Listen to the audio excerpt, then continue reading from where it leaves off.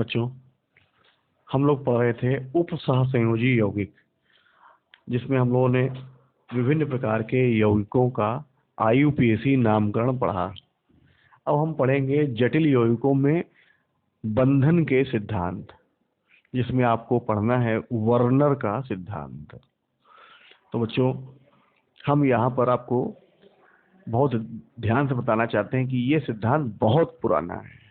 ये इतना पुराना है कि उस समय इलेक्ट्रॉन भी नहीं खोजा गया था। उस समय वर्नर ने जटिल यौगिकों का सिद्धांत बनाया और साथ ही साथ जटिल यौगिकों की एक पूरी की पूरी सीरीज तक बना डाली थी। तो आप लोग पहले ध्यान से इसको समझेंगे, उसके बाद लिखेंगे कि अल्फ्रेड वार्नर या वर्नर को जटिल यौगिकों की रसायन का जनक यानी फादर ऑफ कौन से कोऑर्डिनेट कंपाउंड्स, जटिल यौगिकों की रसायन का जनक कहा जाता है। और उनके सिद्धांत की महत्ता इस कारण भी है कि इस सिद्धांत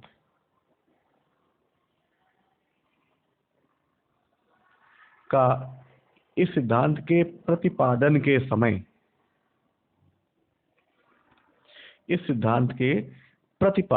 समय तक इलेक्ट्रॉन की भी खोज नहीं हुई थी।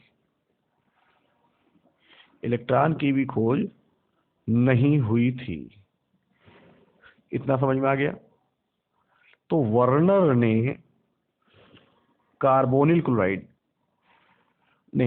कोबाल्ट क्लोराइड COCl3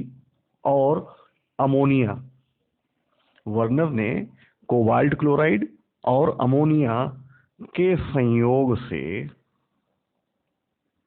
जटिल यौगिकों का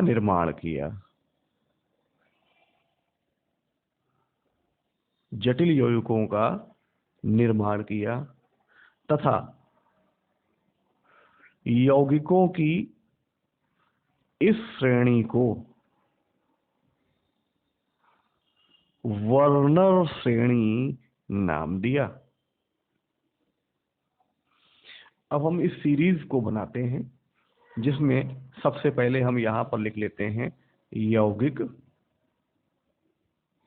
फिर यहाँ पर लिखते हैं रंग, और फिर रंग के आधार पर नाम। तो वर्नर ने जो यौगिक बनाए उनके रंग के आधार पर उनका नाम रखा। अब वो क्या है, इसको बहुत ध्यान से आप लोग देखें, समझें।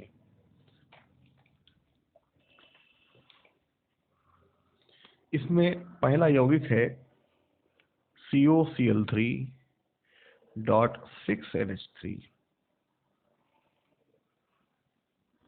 ये शायद आप लोगों को नजर नहीं आ रहा होगा, हम इसमें दूसरा कलर लगाते हैं। COCl3.6NH3, इसका कलर है येलो, और इसके रंग के आधार पर इसका नाम उन्होंने रखा ल्यूटियो। इसी प्रकार से COCl3.5NH3, इसका कलर है पर्पल, और इस कलर के नाम पर उन्होंने नाम दिया परप्यूरियो। इसी प्रकार से दूसरा है COCl3.4NH3, इसके कलर का नाम है ग्रीन, और उन्होंने नाम दिया प्रेसियो। इसी प्रकार से COCl3.3NH3, इसका है वायलेट, और तब नाम दिया वायोलियो। इसी प्रकार से COCl3.5NH3.H2O, और इसका कलर है रेड, और तब उन्होंने नाम दिया रोजियो। इतना समझ में आ गया। तो इन यौगिकों के गुणों की व्याख्या करने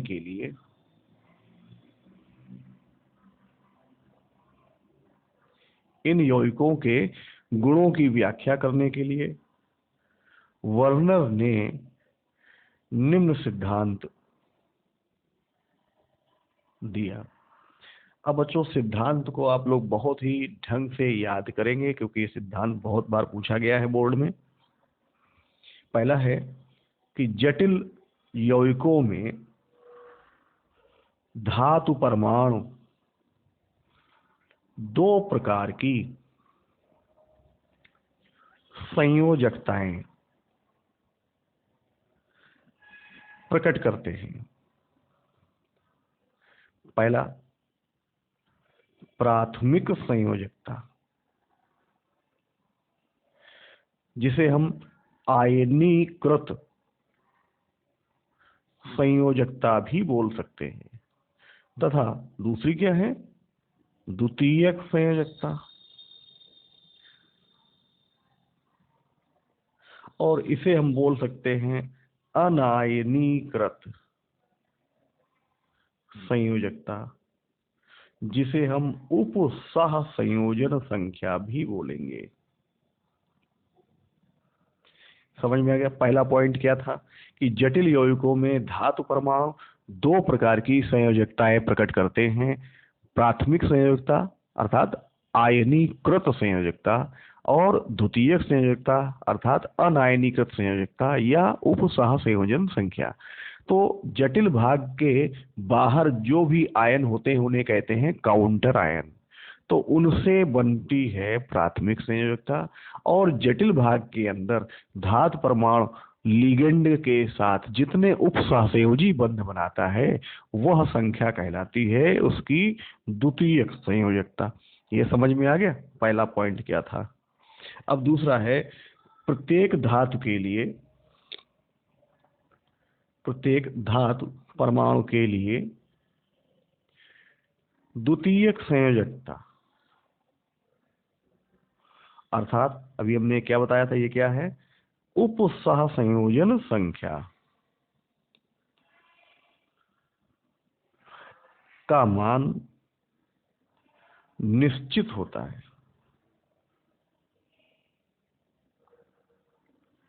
जो धातु आयन से जुड़े एक दंती लिगेंडों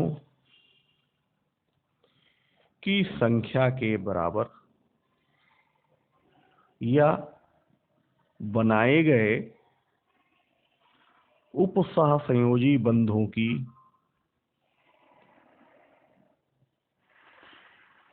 संख्या के बराबर होती है। अभी हमने बताया भी था कि जो द्वितीयक संयोजकता है वह समन्वय संख्या यानी उपसह संयोजन संख्या है, और ये है क्या कि धातु परमाणु लिगेंडों के साथ जितने उपसह संयोजी बंध बनाएगा उसी संख्या को कहेंगे उस धातु की द्वितीयक संयोजकता। जैसे कोई धातु 6 बंध बनाता है तो उसकी द्वितीयक संयोजकता 6 हो गई, और ये हमेशा स्थिर रहेगी, ना तो घटेगी ना बढ़ेगी। इतना समझ में आ गया। अब आते हैं प्राथमिक संयोजकताएं।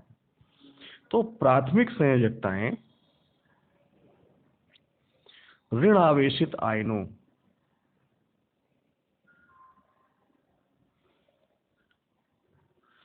से जुड़ती हैं, जबकि द्वितीयक संयोजकताएं ऋण आवेशित समूहों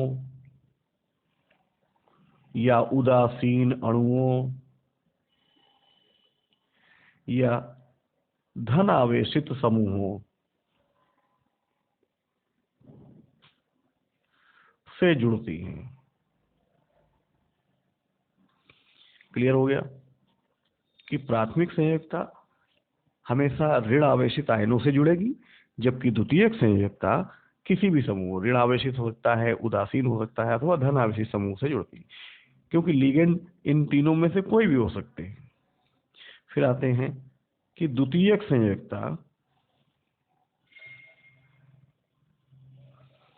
केंद्रीय धातु आयन, केंद्रीय धातु आयन के चारों ओर अंतराकाश, या हम कह सकते हैं त्रिविम की दिशा में निर्देशित यानी स्थित रहती हैं। इसी कारण ये यौगिक समावयवता प्रकट करते हैं। इतना समझ गए? अब इसमें अगला पॉइंट है कि संकुल पर आवेश केंद्रीय धातु आयन तथा लिगेंडों के आवेशों के योग के बराबर होता है। और इसका आखिरी पॉइंट है कि प्राथमिक संयोजकताओं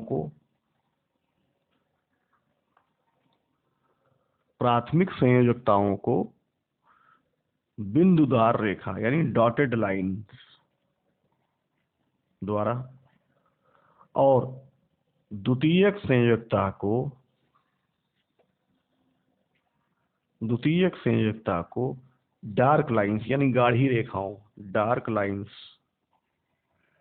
द्वारा प्रकट किया जाता है। तो इस प्रकार से ये वर्नर सिद्धांत समाप्त हुआ। अब वर्नर सिद्धांत के आधार पर वर्नर श्रेणी के कुछ जटिल यौगिकों की संरचनाएं कैसे स्पष्ट की जाएंगी, उनको आप लोग देखेंगे। तो वर्नर श्रेणी के प्रमुख उदाहरण क्या है उसको देखें एक एक। पहला ले लेते हैं COCl3.6NH3। ये यौगिक है, हम इसके बारे में बता रहे हैं, आप लोग ध्यान से सुनिएगा कि यह है, और लिखेंगे भी, यह है पीले रंग का जटिल यौगिक है। इसके 1 मोल जलीय विलयन की क्रिया, हम यहाँ पर क्रिया लिख रहे हैं, इसके 1 मोल जलीय विलयन की क्रिया AgNO3 से कराने पर, AgNO3 से कराने पर 3 मोल Ag आयन मिलते हैं। समझ में आ गया? अतः इसका आयनन निम्न प्रकार से होता है। अब यहाँ देखें 3 Cl आयन निकल रहे हैं, तभी AgNO3 से क्रिया करके 3 AgCl बनेंगी। तो ये क्रिया हुई। अब हम इसका जो यौगिक है उसकी हम संरचना यहाँ बना दे रहे हैं। ये है कोबाल्ट, और इस प्रकार से हम इसकी 6 समन्वय संख्या बना रहे हैं। ये डॉटेड लाइन नहीं है, डार्क लाइन है, जो समन्वय संख्या को स्पष्ट कर रही है। ठीक है? इससे क्या जुड़ गया? NH3 कुल मिला के 6 NH3 हैं, यही इसकी समन्वय संख्या है NH3। ध्यान से आप लोग बनाएंगे और ध्यान से ही देखेंगे, वो उदाहरण बहुत आसान है। अब इसकी जो द्वितीयक संयोजकता है जिसे हम वो प्राथमिक संयोजकता है जिसे हम आयनीकृत संयोजकता कहते हैं, ये आयन है बने हैं, यही है आयनीकृत संयोजकता, और हम इसको डॉटेड लाइन से दिखाएंगे, यानी ये प्राथमिक संयोजकता है। और ये सब आयन्स होते हैं। ठीक है? तो ये हो गई COCl3.6NH3। इसी प्रकार से हम दूसरा लेते हैं COCl3.5NH3। अब हम इसके बारे में बोल रहे हैं, आप लोग ध्यान से देखिएगा कि यह बैंगनी रंग का यौगिक है और इसके एक मोल जलीय विलयन की क्रिया AgNO3 से कराने पर 2 मोल AgCl अवक्षेपित होता है। कितने मोल? 2 मोल AgCl अवक्षेपित होता है, अर्थात इसका आयनन इस प्रकार से होगा और 2 Cl आयन निकल रहे हैं, इसीलिए 2 मोल AgCl बन रहा है। यहाँ समन्वय संख्या कोबाल्ट की 6 थी तो 6 ही रहेगी। 5 NH3 से जुड़ गया, 1 क्लोरीन से जुड़ गया तो 5 और 1 6 बंध बनेंगे। तो 3 Cl में 1 अंदर आ गया, 2 बचे, 2 बाहर चले गए। तो ये इसकी आयनिक संयोजकता देखिए चेंज हो गई, पहले 3 थी अब यहाँ 2 हो गई है। अब हम इसका यौगिक बनाते हैं और इस प्रकार से यहाँ पर 1 NH3 कम हो गया है।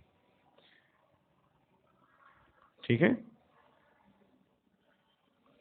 यहाँ ये सारे NH3 हैं, लेकिन 1 NH3 को हम नहीं लिखेंगे क्योंकि वो कम हो गया और उसकी जगह पर लगा क्या है, उसकी जगह पर लग गया है Cl, ये यहाँ पर। अब यही Cl इसके साथ धातु परमाणु के साथ समन्वय संख्या के रूप में स्थापित हो गया है।